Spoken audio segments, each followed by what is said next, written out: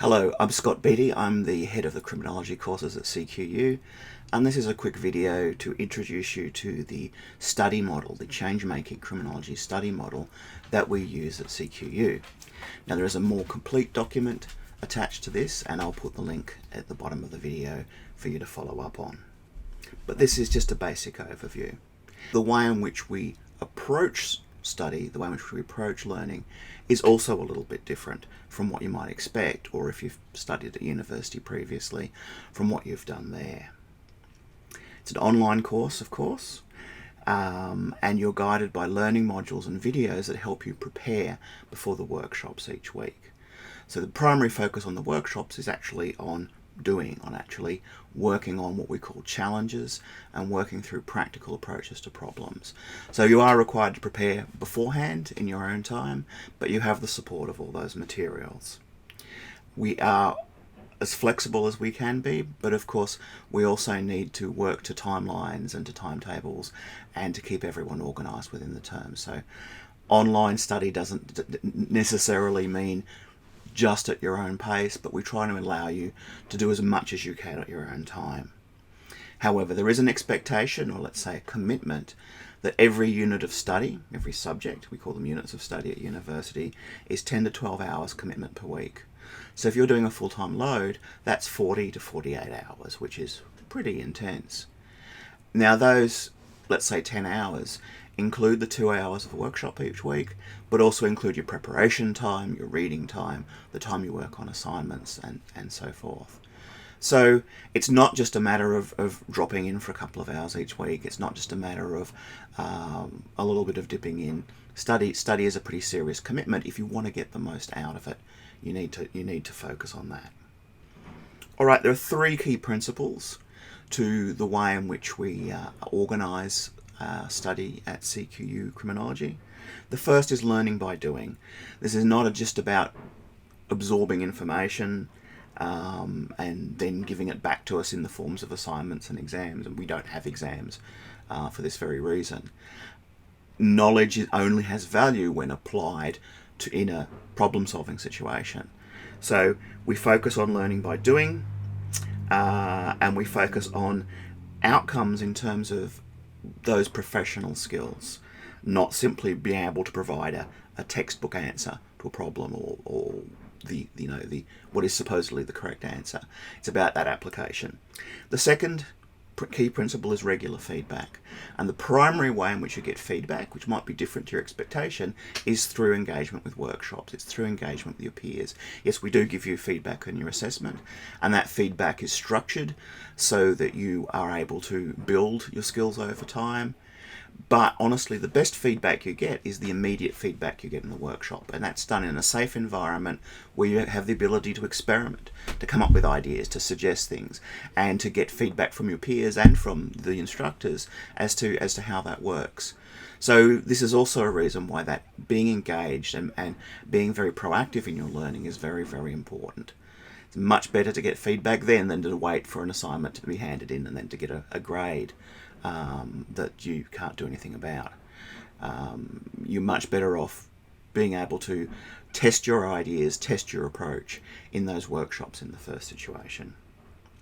The third of our principles, which is related to the others, is real-world problem solving. Real-world problems are wicked problems. They're difficult. They're complicated. If they weren't, someone would have already solved them, okay? That makes sense. So we never look for one singular answer. X never marks the spot. When we set assessment, we're never setting a model response that we expect you to reply and provide that, magical correct answer. What we want you to be able to do is to problem solve and to support what your results are through evidence and through critical thinking. So it doesn't mean every answer is right by any means, but it doesn't mean there is a single right answer either. And most problems require that professional, critical, creative thinking. So this is what we train you to do in our programs. All right, let's move on to the programs. What are some of the features of the programs? The first is our learning modules. We have pretty intensive large learning modules for each week. They tend to be around 10 to 14 pages, and they provide a structured walkthrough for the learning for each week. So it's not just a set of textbook-like information to remember. We don't use textbooks in this course largely because of the expense of textbooks, but also because they tend to approach learning in that content-based way, where it's here's some information, learn it, and you're right. Whereas we are more interested in all those active learning principles. So our learning modules are walkthroughs. They're ways of helping you through the process. So we have readings every week, but we don't summarize the readings. We provide guides as to how to approach the readings. If we wanted you just to learn the content of the readings, it would be much easier for us to give you a summary. But the importance of engaging with readings is that you learn how to read in an academic and professional way. You learn how criminologists communicate, and you learn how to communicate yourself. So that process of reading of itself is very important, regardless of the content that you're reading. And the content is all good and interesting as well. But it's also, I think, important to emphasize the importance of being able to, when you go out in your professional career, being able to access that sort of information, to be able to write information, communicate with others. So, as I said, we have walkthroughs for the readings. We have guided readings as part of those learning modules that will help you through the process.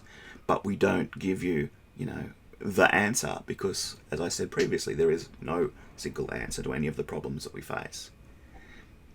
All right, the next feature of the workshops, we use a challenge-based approach. We use the word challenge quite deliberately. A challenge is a wicked problem. As I just previously mentioned, they don't necessarily have one singular solution. And generally, this is the way things work in the real world.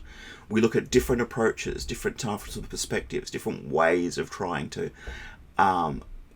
solve or approach some of these very difficult problems that seem intractable, but not insoluble. We use collaborative problem solving, which is why the workshops are very important, and collaborative problem solving is the way criminologists do work. We don't do group assessments, though. If you're worried about that, we never use group assessments. They're a terrible idea, and I know everyone hates them. So you're assessed on your own ability and your own ability to reflect and report on what you do. But each of those weekly workshops involves a combination of a large group discussion that you'll have with your instructor, and then individual small group discussions that you will actually work on these problems and work on these materials. Challenging, we describe this process as challenges for several reasons, though. It's also because the material is going to be difficult and challenging at time. Now, we provide a safe environment in which you can work through these difficult issues and be able to appreciate different perspectives and be able to challenge some of the assumptions that you have, some of the ideas that you have. This is an important part of critical thinking, to be able to look at the evidence that's provided, to be able to use critical analysis, and to be able to develop new approaches. And particularly in criminology, it's an area that has long been plagued by assumptions and by common sense wisdom. And it's an area where it's very important that we can see things from different perspectives. We can understand different approaches, and by that we can come up with new solutions to problems. So this is the challenge idea. It's not a workshop where we have a preformed idea where we expect you to come back with a model answer. It's an approach where you are challenged as a group and as an individual to actually work on some of these difficult problems. And as I said, this is done in a supportive environment. This is why your preparation is important. This is why the learning modules work you through step by step the preparation that you need to get to that point. And this is why the overall structure of the program is structured around that progressive development. So one of the pieces of assessment that you have in each unit is a workbook where you report on your weekly progress step by step. And that's done so that you can actually build on that knowledge and learn. Now, you may have a question now, if this collaborative work is so important, what if you have a problem with the timetable? Now, we do allow people to form their own study groups and to work on the workshops in the time that they prefer. And generally, most terms, there are enough people around to form a study group who don't fit into the timetable. But it'll be up to you to form that study group and to organise the times in which you meet. Now, we record the large group parts of the weekly workshop, so you'll be able to benefit from the whole of class discussion with the instructor. But we don't record those small individual sessions, of course, so you'll need to do those in your own time. But you'll be able to use the video of the large group parts of the workshops to lead you through the process of your study group meeting each week. So hopefully that won't be an issue. Hopefully you'll be able to make it to all the workshops, and it won't be a problem, or most of the workshops. But we do allow you to have that flexibility if you really can't make the workshops each week. But as you understand, the workshops are very, very important to this. It's not just a course where you can go away, cram the night before a test, and get through. It's a different approach. The other key feature that we have is a process we call Checkins, where we send out short surveys each week. They're anonymous, and they basically just ask you how you're going with your learning in that unit, ask you some questions, and ask you things like what is something that you would like explained in more depth. And what we do is we take the aggregated information from those surveys, and then we use that to respond to students' needs as a whole collective each week. So this is not like those student surveys where they say, how did you like the class? Did you rate it from a 1 to 10? Or those kind of customer satisfaction surveys. They're not official. They don't go back into the university systems anyway. But they're more useful, I think, because of that. Because if we find that, a large number of people are giving feedback and they're saying, this particular theory, I didn't quite get it. Can you explain it again in more detail? We can then act on that, and we can provide some more resources and can provide some more information. So feedback is important, not just for you, it's also important for us. We need to understand how you are understanding your learning and what you need as you go. So the check-ins are very important. I encourage you to use them and to respond to them. And I think, yes, it means one more thing to respond to each week, and we're very anxious to not give you busy work and not to give you, more tasks just for the sake of it. But we've in the past found this to be a very useful way for people just for us to stay in touch. And because we are online, it is more difficult for us to get that sort of feedback, where you could, in a classroom, usually see the people who are looking a bit confused and ask them, what can we do? It's much more difficult online. And the last feature I briefly want to mention is our support systems, because we appreciate that online learning, while it is very flexible and convenient and has all these other good features, it is also something that is difficult to maintain those social contact and difficult to feel included at times, and often can feel very, very remote.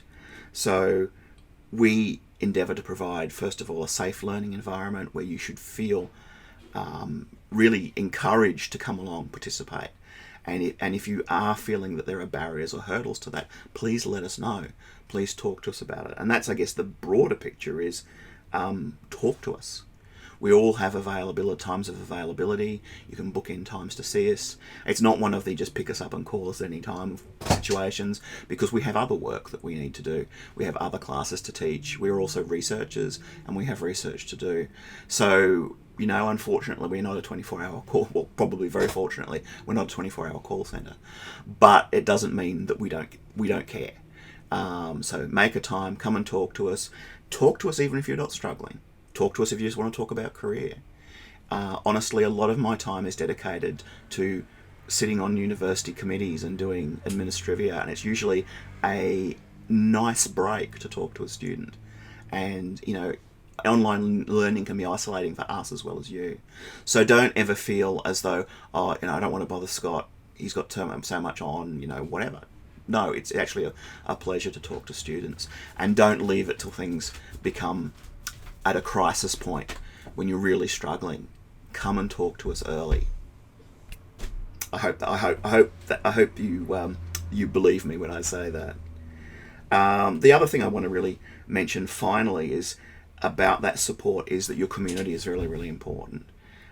Making contact with other students, making friends, making contacts that you will use throughout your career. Studies about more than just progressing through those modules. It's about that life that you have while you're at university. And again, it is something that is more difficult to do in an online environment where you don't have, the student lounge, you don't have clubs and societies, you don't have a sporting field and all the other things that that a more conventional university life has or had way back in the day.